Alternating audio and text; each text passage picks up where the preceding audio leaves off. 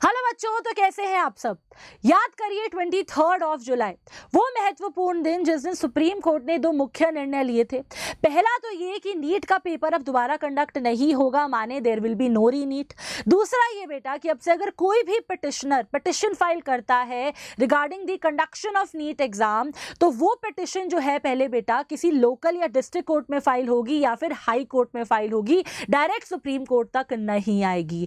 तो बेटा इसी के चलते एक बच्चे ने फ्रॉम नागपुर एक पिटिशन फाइल करी है under the Nagpur bench of Bombay high court कि बेटा नीट एग्जाम के अंदर दो क्वेश्चन, एक बॉटनी से और एक फिजिक्स से आउट ऑफ सिलेबस थे, और इन दो क्वेश्चंस के लिए हमें जो है बोनस या फिर ग्रेस मार्क्स मिलने जाने चाहिए बेटा। तो ये जो पिटिशन थी वो 7 अगस्त को फाइल हुई थी, राइट, और इसका जो रिजल्ट था वो 9 अगस्त को आना था, है ना। तो आज इस वीडियो में मैं सोनाली मलिक आपको पूरा का पूरा डिटेल बताने वाली हूं कि 7 अगस्त को क्या स्टेप्स लिए गए जब ये पिटिशन फाइल हुई हाई कोर्ट के अंदर।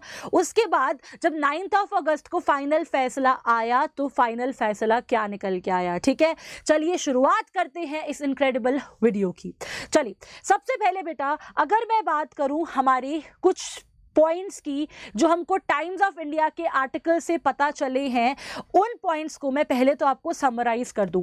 देखो बेटा, सबसे पहले अगर हम बात करें 7 अगस्त, जिस दिन हमारी इसकी पहली हियरिंग हुई थी और पहली पिटिशन फाइल हुई थी हाई कोर्ट के अंदर, तो बेटा हुआ ये था वहां पर सबसे पहली चीज तो मैं आपको बता ही चुकी हूं क्या बच्चे कि एक नीट एस्पेरेंट था नागपुर से जिसने Nagpur bench of Bombay high court में एक पिटिशन फाइल करी थी। ठीक है, उसके बाद बेटा जी ये जो हमारा एस्पेरेंट था उसने बोला था कि भाई दो क्वेश्चन जो है आउट ऑफ हमारे सिलेबस है जिसके हम लोगों को बोनस मार्क्स मिलने चाहिए।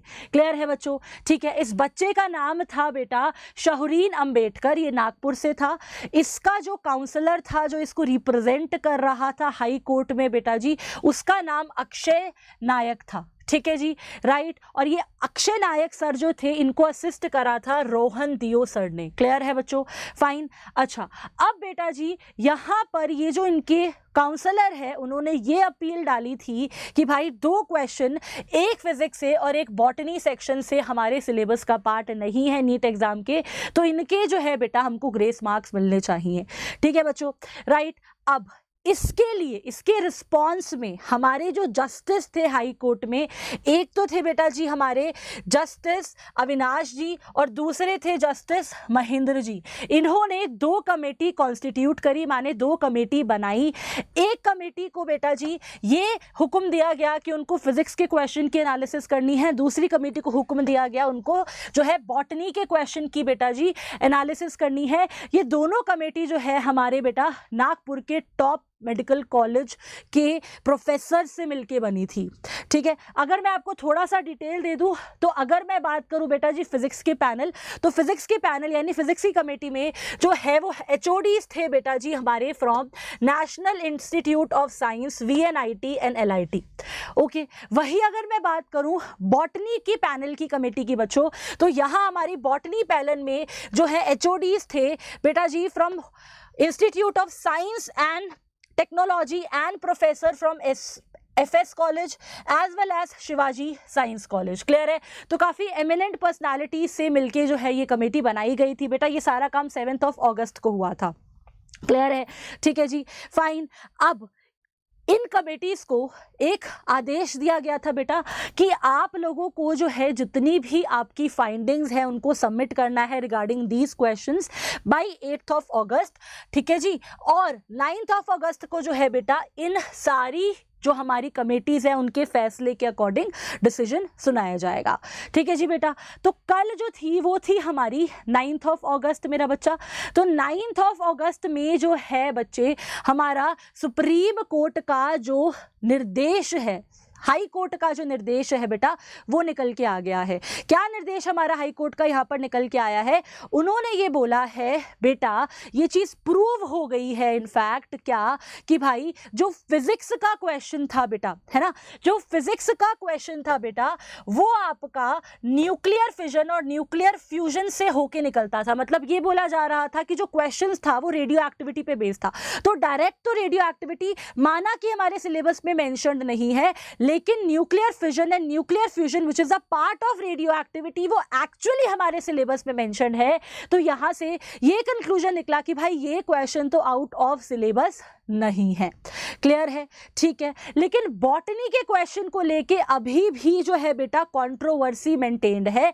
यहां पर थोड़ा सा आपको अनक्लियर लगेगा, लेकिन मैं आपको ब्रीफ में इसको समझा देती हूं। बेसिकली हुआ क्या है कि बेटा एक जो क्वेश्चन आया था बॉटनी का फ्रॉम योर चैप्टर इकोसिस्टम, आप मुझे कमेंट में भी बताना इसके रिगार्डिंग। तो बेटा उस क्वेश्चन का एनसीईआरटी में तो जिक्र नहीं है, माने उसके बारे में हमारी जो एनसीईआरटी है उसके अंदर यहाँ पर नहीं है वो क्वेश्चन, ठीक है। लेकिन एक ट्रूमैन करके बुक आती है बायो की, उसके अंदर जो है बेटा उसको प्रॉपर्ली एक्सप्लेन करा गया है, राइट।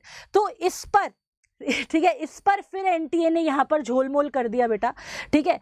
एनटीए ने इस बात पर बोला कि भाई हमारा जो नीट का पेपर है, ठीक है, हमारा जो नीट का पेपर है बेटा वो हमने माना कि हमारा जो है बेटा वो हम बनाते हैं, राइट। लेकिन उसका जो सिलेबस है वो एनएमसी के द्वारा आता है और एनएमसी ने ऐसी कोई भी एक पर्टिकुलर बुक नहीं बताई है जो नीट के सिलेबस के लिए हम जो है मुख्य माने। मतलब एनएमसी ने एक सिलेबस तो दिया है नीट का, लेकिन लेकिन लेकिन उन्होंने कोई भी ऐसी एक पर्टिकुलर बुक नहीं फाइनल करी है जिससे हमें ये बोला जाए कि आपको यही बुक पढ़नी है फॉर योर नीट एग्जाम।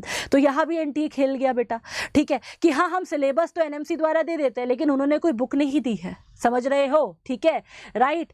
तो इसी बात पर बेटा जो मिस्टर कुमार थे हमारे, right, mister Kumar who has been the lawyer from the petitioner side, उन्होंने एक बहुत इंपॉर्टेंट पॉइंट रेज करा है। उन्होंने ये बोला है कि भाई एनएमसी ने हमें ये तो बता दिया क्या कि भाई आपको ये सिलेबस पढ़ना है, लेकिन अगर उन्होंने कोई बुक ही नहीं प्रिस्क्राइब्ड करी है तो फिर नीट एग्जाम किस बुक से बन रहा है और बच्चे को कौन सी बुक पढ़नी है इसके बारे में बच्चे को कैसे पता लगेगा, राइट। और इस बात पर हाईकोर्ट ने बोला है कि हाँ ये बात तो बिल्कुल सही है और इसीलिए हमारे हाई कोर्ट ने बेटा जी हमारे लॉयर साहब को बोला है कि आपको एक एफिडेविट सबमिट करना है एनटीए के लिए कि भाई एक प्रिस्क्राइब्ड बुक तो नीट एग्जाम के लिए होनी ही चाहिए, वो प्लीज आगे से एक बुक प्रिस्क्राइब्ड करे ताकि उस बुक को रेफरेंस मान के बच्चों जो है आप अपनी तैयारी को कर पाए, ठीक है जी, राइट। तो ये एफिडेविट सबमिट करना है उनको, है ना। और जो फाइनल हमारा रिजल्ट निकल के आने वाला है इन सारी भसड़ का बेटा वो 12 अगस्त को हमारा निकल के आएगा, राइट। 12 अगस्त यानी मंडे, राइट। अब 12 अगस्त तक मुझे लगता है कि हाई कोर्ट को जो है फाइनल फैसला सुनाना ही पड़ेगा, राइट। उसका रीज़न ये है कि 14 अगस्त से जो है काउंसलिंग स्टार्ट होने वाली है, तो इसके लिए बेटर है कि अगर ये फैसला है वो पहले ही आ जाए। डेफिनेटली सी बात है अगर हमारा बॉटनी वाला क्वेश्चन की ग्रेस मार्क्स दिए गए तो चौथी बार ऐसा ऐतिहासिक मोमेंट आएगा जब हमारा रिजल्ट दोबारा रिपब्लिश्ड होगा। होप तो हम यही कर रहे हैं ये सब ना हो बेटा, ताकि आप लोगों का टाइम बचे। अब we have to wait till 12 August कि भाई क्या फाइनल फैसला आता है, ठीक है जी। तो इन्हीं अपडेट्स के लिए प्लीज़ आप हमारे चैनल से जुड़े रहिए और हमारे चैनल को सब्सक्राइब करिए। अपना ध्यान रखिए, खुश रहिए। Thank you and have a good day. Bye.